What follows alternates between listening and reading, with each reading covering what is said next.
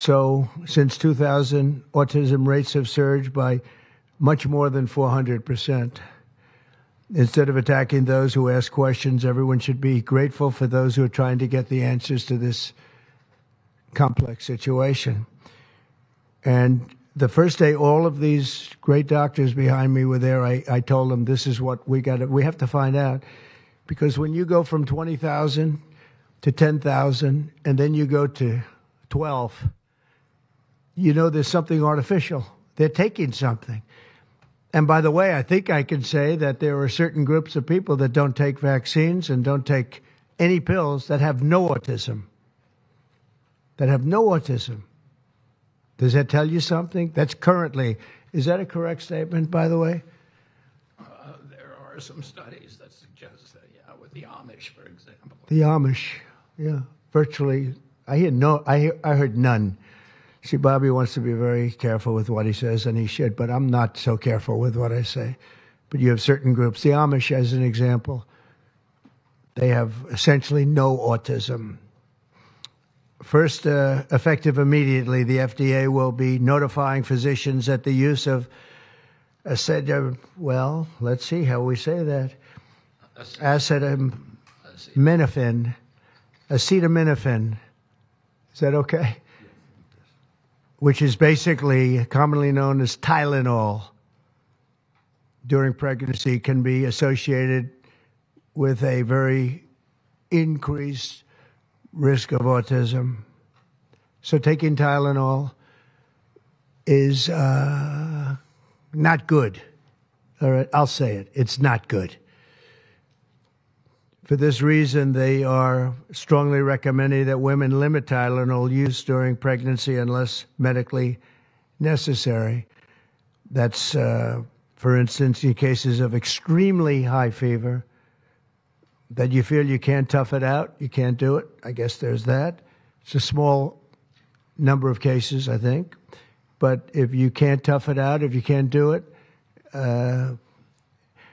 that's what you're going to have to do. You'll take a Tylenol, but it'll be very sparingly. It can be something that's very dangerous to the woman's health. In other words, a fever that's very, very dangerous, and ideally a doctor's decision, because I think you shouldn't take it. And you shouldn't take it during the entire pregnancy. They may tell you that toward the end of the pregnancy, you shouldn't take it during the entire.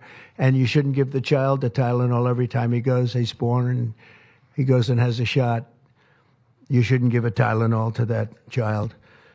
All pregnant women should talk to their doctors for more information about limiting the use of this medication while pregnant. So ideally, you don't take it at all. But if you can't tough it out, if there's a problem, you're going to end up doing it. The other thing that I can tell you that I'll say that they will maybe say at a little bit later date, but I think when you go for the shot, you do it over a 5-time period. Take it over 5 times or 4 times, but you take it in smaller doses and you spread it out over a period of years. And they pump so much stuff into those beautiful little babies. It's a disgrace. I don't see it. I think it's very bad.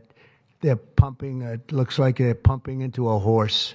You have a little fragile child, and you get a vat of 80 different vaccines, I guess, 80 different blends, and they pump it in. So ideally, a woman won't take Tylenol.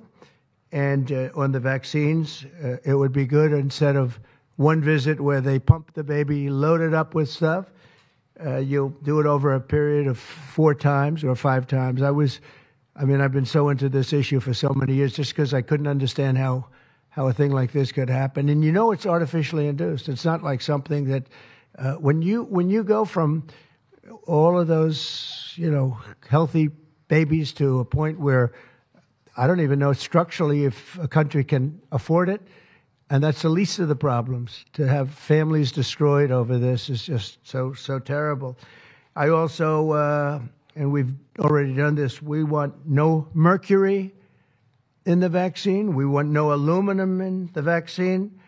The MMR, I think, should be taken separately. This is based on what I feel the mumps, measles, and all the three should be taken separately. And it seems to be that when you mix them, there could be a problem. So there's no downside in taking them separately. In fact, they think it's better, so let it be separate. The chicken pox is already separate, because when that got mixed in, I guess they made it for a while, it really was bad. So they make chicken pox.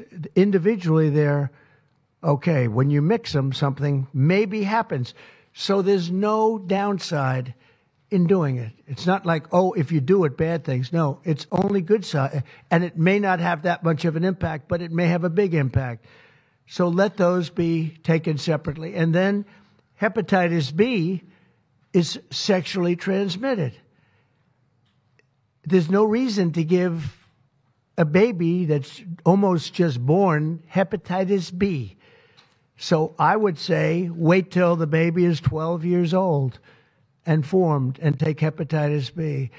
And I think if you do those things, it's going to be a whole different, it's going to be a revolution in a positive sense in the country.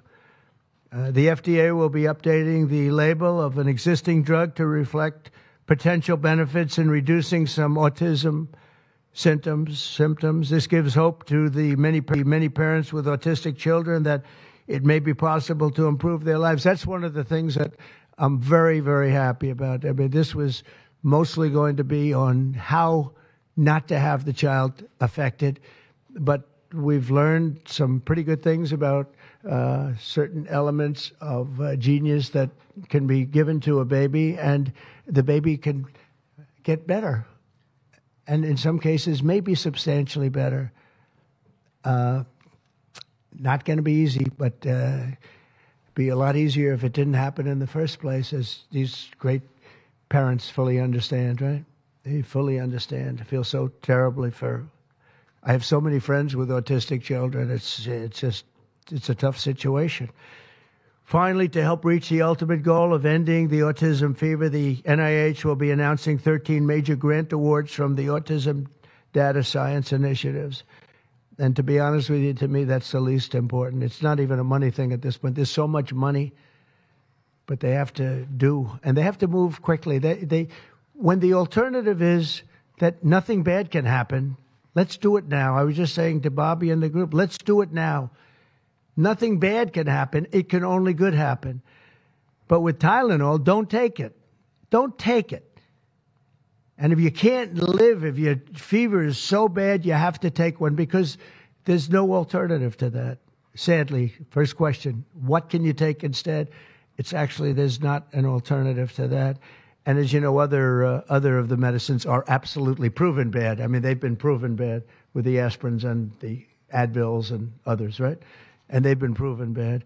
So I'd like to ask Bobby to get up to the podium and say a few words, and then Dr. Bhattacharya and Dr. McCary, Dr. Oz, Dr. Fink, followed by two incredible mothers that have experienced firsthand what this country is going through, what parts of the world are going through. And I will say there are parts of the world that don't take Tylenol.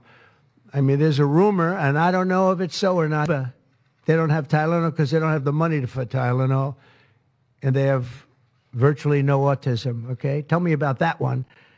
And there are other parts of the world where they don't have Tylenol, where they don't have autism. That tells you a lot, and I want to say it right now. And, you know, the way I look at it, don't take it. Don't take it. There's no downside in not taking it.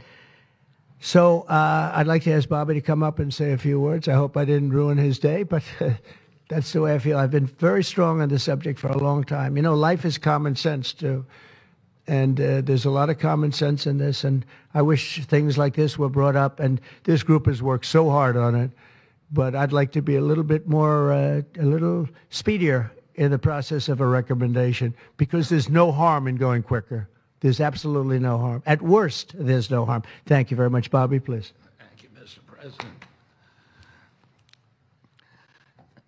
To meet the President's challenge, I ordered HHS to launch an unprecedented all-agency effort to identify all causes of autism, including toxic and pharmaceutical exposures.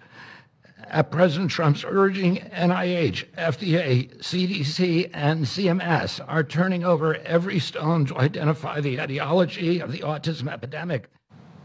Breaking news आपको देंगे। नायब वज़ीर-ए-आज़म इस्हाक़ डार से Canada की वज़ीर ख़ारजा अनीता आनंद की मुलाकात हुई है। न्यूयॉर्क में अक़वाम मुत्तहिदा की जनरल असम्बली के मौके पर मुलाकात हुई। मुलाकात में इक़्तिसादी और तिजारती ताल्लुकात को मज़ीद मजबूत बनाने पर इत्तफ़ाक़ किया गया। नायब वज़ीर-ए-आज़म इस्हाक़ डार से कनाडा की वज़ीर ख़ारजा अनीता आनंद की मुलाकात। न्यूयॉर्क में अक़वाम मुत्तहिदा की जनरल असम्बली के मौके पर मुलाकात हुई। मुलाकात में इक़्तिसादी और तिजारती ताल्लुकात को मज़ीद मजबूत बनाने पर इत्तफ़ाक़ हुआ।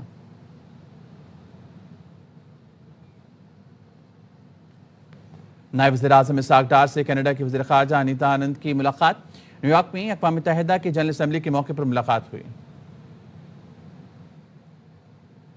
और अब ARY न्यूज़ हेडलाइंस।